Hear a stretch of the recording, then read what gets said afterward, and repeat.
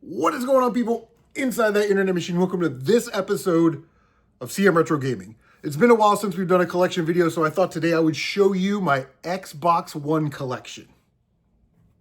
And who doesn't love Xbox One? Nintendo fanboys, Sony ponies. Anyway, let's be down with the green today and show some love for the Xbox.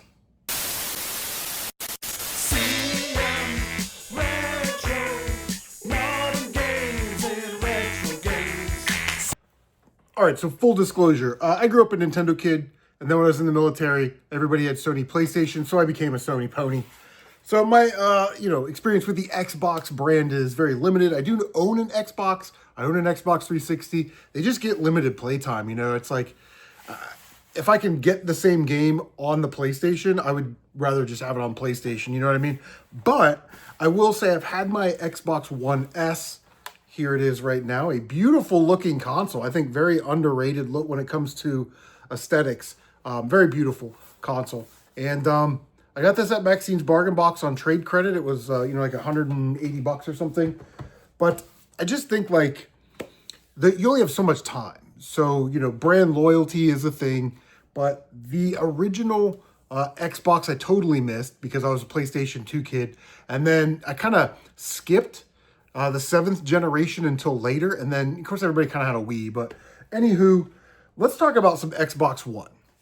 Now, I think the Xbox One is probably the best Xbox console. I know the 360 gets a lot of love, and there's some great games on the original Xbox. But man, I tell you what, the library of games for this bad boy right here is absolutely outstanding.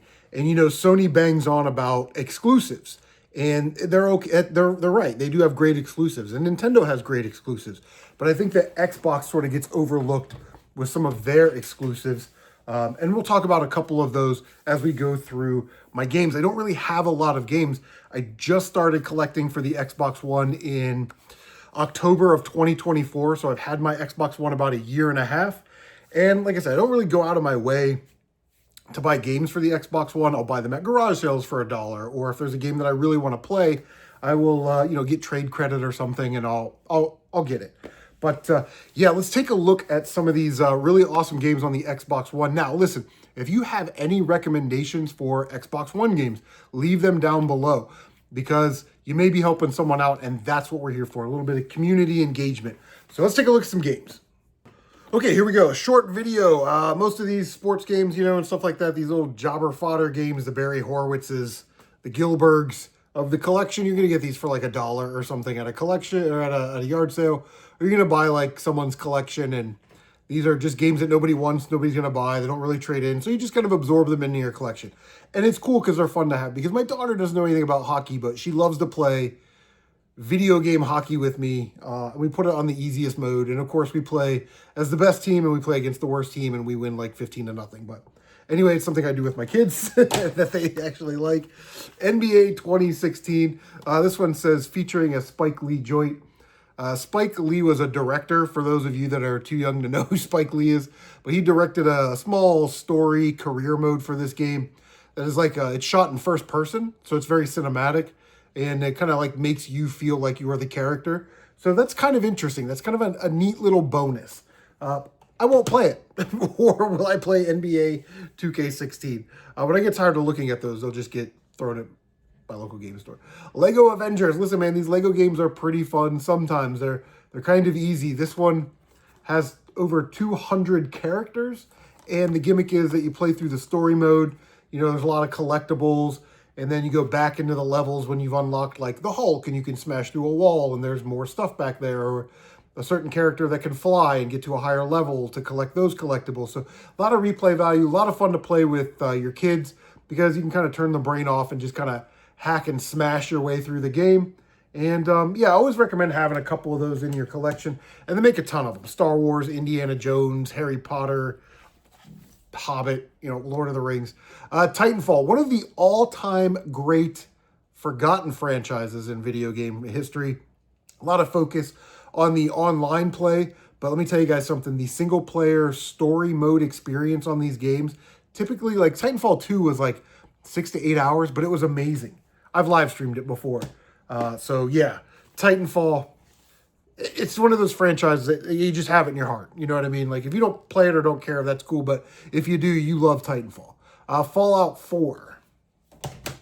Resident Evil Revelations 2, or Resident Evil 2 Revelations. I don't know. I'm not a big Resident Evil guy. I've never beaten a Resident Evil game. So let me know in the comments if this is a good game or a game I should play. Rise, Son of Rome. I do want to play this, but I have to kind of be in the mood for the hack and slash gameplay, you know, that this seems to have. But yeah, it's a very highly regarded game. Like, I think people like this game. I just haven't gotten around to it, man. I can't believe it. These games, Xbox One is so cheap to collect for right now. Another great Xbox exclusive, man. Definitely recommend getting this if you're like a first-time Xbox person and you're like, oh, I'm just going to get an Xbox One this year. Quantum Break, very cheap and a very good game.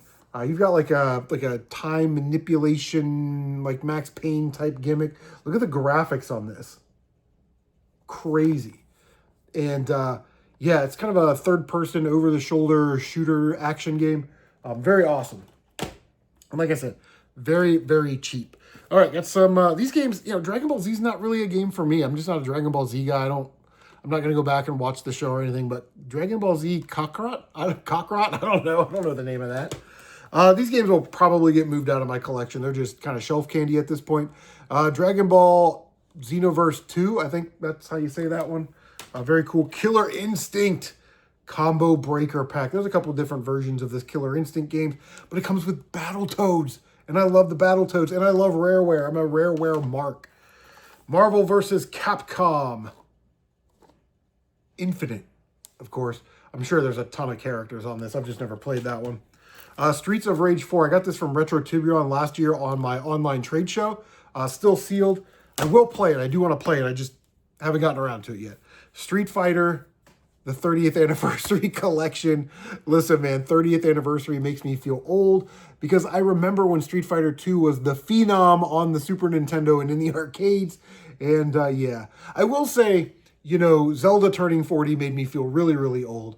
But what I do want to say is that one thing that the PlayStation 4, the Switch, and the Xbox One really nailed during this console generation is these compilation packs. You get so many great games.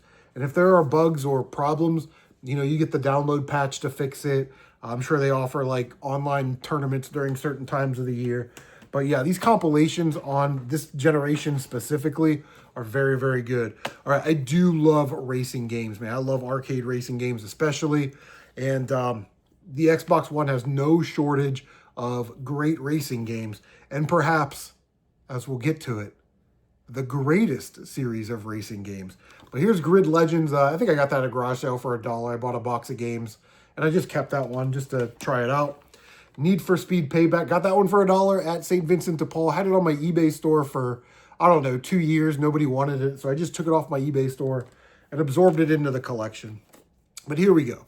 When you talk about arcade racing games, specifically in this generation, there is no better than Forza. And Forza makes a motorsports series, which is a little bit more simulation, more authentic to real race cars and things like that. And then they make Forza Horizon, which is an arcade racing series that if it wasn't for Hydro Thunder, which is my favorite arcade racer of all time, I would say that Forza Horizon is probably the greatest arcade racing series of all time.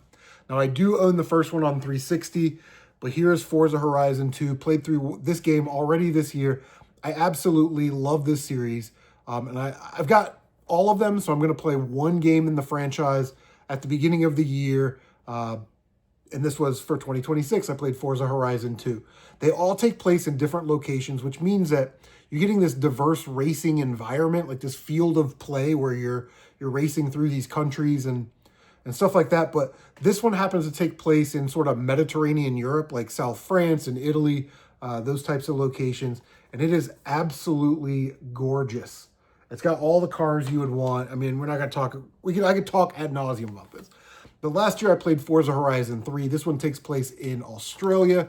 So you can imagine there's like an outback, a seaside, a port, forest area, right? Like this, the diversity in the environments and the great amount of cars. Now, these games aren't too difficult. They do sort of feature different endings depending on how much you do. Like this one, you're running an event, and if you level up, if you beat all the bosses, then you get the credits. But if you level up all your events to level 5 and then beat the last boss, then, you know, you get a different ending. Forza Horizon 2 works on a band system, like a wristband system. And by leveling up, you can get basically the first ending at like level 50 or 60. There's another ending at 100. And then if you want to put in the time to level up to 250, there's like a super secret final boss. But I love that about these games, man. They're just so over the top and arcadey. I'll probably play Forza Horizon 4 next year. This one takes place in Europe, like in Britain. I guess Mediterranean Europe is also Europe. But anyway, Forza Horizon 5 takes place in Mexico, which this is probably going to be an amazing game. I mean, just look at it. You got your mountains, you got the beach. Like, yeah, this is crazy. But I got a good deal on this. I got it for like 20 bucks or so at Coin Mart, which is close by. It's a little pawn shop store. They basically do movies and gold and silver, but they have a lot of video games. So Forza Horizon, if you are like new to the Xbox, right? I'm getting an Xbox One from my buddy or whatever the case may be. Now's the time just to buy an Xbox because they're pretty cheap. Or an Xbox One because they're pretty cheap and the games are pretty cheap. Just grab one of the Forza Horizon games. I recommend 3, but they're all great. All right, the last 2 games I want to talk about are Xbox One exclusives, and I feel like, you know, now is the time if you don't have an Xbox One, and you're not going to get an X, you're going to get like an Xbox One or an Xbox One S. You know, now's sort of the time to strike, in my opinion. You know, like I said, your buddy could give you one. You find one at a pawn shop. You just go, you know what? Switch 2 sucks. PlayStation 5 sucks. I'm going to buy, you know, an Xbox One and start collecting for that. I think now's a great time for that. But last 2 games, very cheap games, Xbox exclusives. If you happen to buy an Xbox this year, an Xbox One this year, I would say grab these 2 games first. First game is Sunset Overdrive. This is like a $5 game. You can find this at your local game store for $5. It was made by Insomniac Games, who did Ratchet and Clank. So it's like a 3D open world action platformer where you use all these crazy guns, and then by using them, you level them up, right? So very, very fun, kind of fun, fast, frantic gameplay. Yeah, just always engaged. I couldn't wait to get home from work to like settle in and put an hour or 2 into Sunset Overdrive. Yeah, I can't recommend this one enough, and it should be one of the first games you add to your brand new Xbox One collection if you're going to start collecting in 2026. The other one is also a staple that you need to get. It is basically Rare Replay. If you get the Gears of War one, that's fine. Just remember that the Gears of War one comes with some Gears of War stickers. But really what you're after is the Rare Replay on Xbox One. It is the value compilation disc of the century. You get like all the great Rareware games that weren't attached to like Nintendo IPs. So you're not going to get GoldenEye. You're not going to get like Banjo-Kazooie and Banjo-Tooie. But you are going to get Battletoads, Jet Force Gemini, Battletoads, the arcade. You're going to get Perfect Dark. You know, you're going to get a lot of great games with this Rare Replay. And like I said, I'm a Rare mark. I love Rareware so much. I think they're one of the all-time great developers. But again, this is like a cheap game. It's under 15 bucks. So when you get your Xbox One, spend about 20 bucks, get these 2 games, get yourself a Forza game, and you will have already an amazing Xbox One collection. But anyway, guys, that is going to do it. That is my Xbox One collection so far. What are some games you recommend or that you like? Leave a comment down below. Don't forget to like, comment, subscribe, share on social media. Don't forget to bang that notification bell so you can stay up to date on all of your CM Retro gaming goodness. Guys, take care of yourselves, and we will see you on the next one.